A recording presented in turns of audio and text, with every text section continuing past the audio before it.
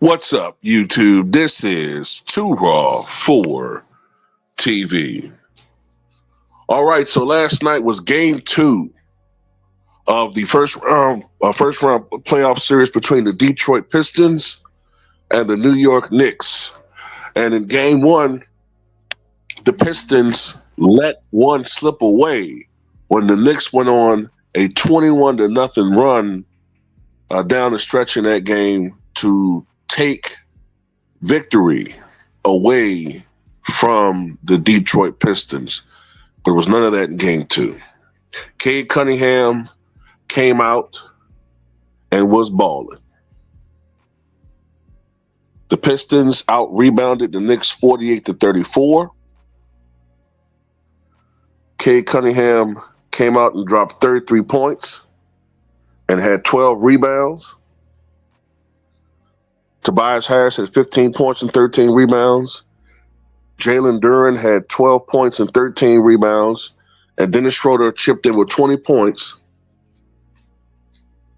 as the Detroit Pistons prevailed at Madison Square Garden 100 to 94 to tie the series. And you can make an argument Detroit really should be up 2-0 in this series. But woulda, coulda, shouldas. Jalen Brunson for the New York Knicks had 37 points on 12 of 27 shooting from the floor. Karl-Anthony Towns only had 10 points. And Mikal Bridges had 19 points on 8 of 18 shooting. And there are a lot of people right now who are going in on two people in New York. They're going in on Karl-Anthony Towns for, once again, showing why maybe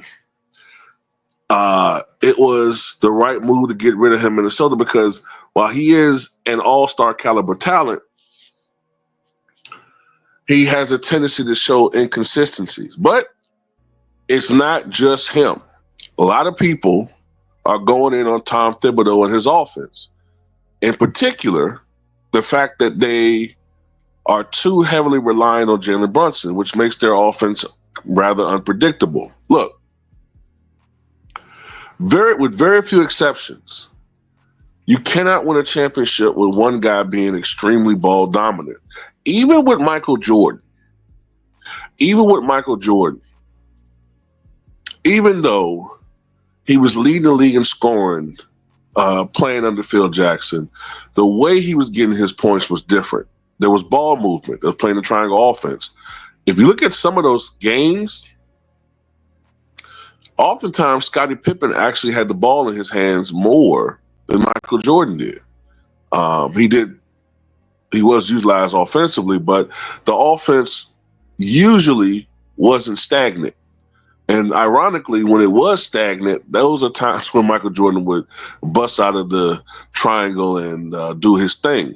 But with Jalen Brunson, I mean, it can stagnate the offense with one guy shooting the ball, 27 times. I mean, if we're not mistaken, Jalen Brunson has shot the basketball 54 times in 2 games. That's a little bit excessive, especially for a guy who's a rather somewhat diminutive guard. You know what I'm saying? Like, I think that needs to be cut down more to around 20 attempts rather than 27. Maybe even make an argument with a guy of Karl-Anthony Towns' caliber. It should be cut down maybe to more than 17, 18 shot attempts. And then maybe, Karl-Anthony Towns should get at least another 5 or 6 of those shot attempts, and whatever left goes to somebody else, Bridges or whoever, Josh Hart, who I think had 10 points in this game. But anyway, man, the Knicks, they're sweating right now, because now the scene shifts for games 3 and game 4 to Detroit. And as we know, man, it's a totally different environment when you're not at home. You got to take care of home, man, especially in these earlier rounds. Like, it doesn't make any sense. They're fortunate, like I said before, they won that 21-0 run. By the way, Cade Cunningham is just the third Detroit Piston to have a 30-point, 10 rebound game. Excuse me, I might be wrong with this, right? It is 10 rebounds, right? Yeah. He's just the third Piston to have 30 points and 10 rebounds in a game. The other two are Isaiah Thomas and Chauncey Billups. That's kind of interesting considering that they're guards. That's why I had to double check that stat. And I was like, wait a minute, they mean assists? But I believe the total is the tally is rebounds. But anyway, this is the first playoff victory for the Detroit Pistons in 17 years, since 2008. 2008, going back to you know what I'm saying, that team with Chauncey Billups and Rasheed Wallace. They were like in the latter stages of their run. Rip Hamilton, that team. That's how long it's been. And they haven't been in the postseason, the Detroit Pistons, since 2019. I believe that's the year that they played the Bucks in the first round. The Bucks swept them 4-0 rather easily. I believe it was that year. That's the last time they were in the playoffs, man. So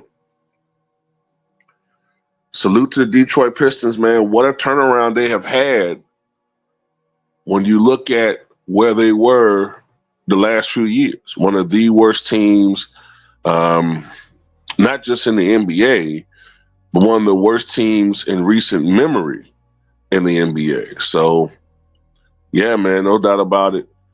They have made a serious turnaround, man. You know, but anyway, tell me what you guys think about this game, man. Tell me what you guys think. Give me your insight.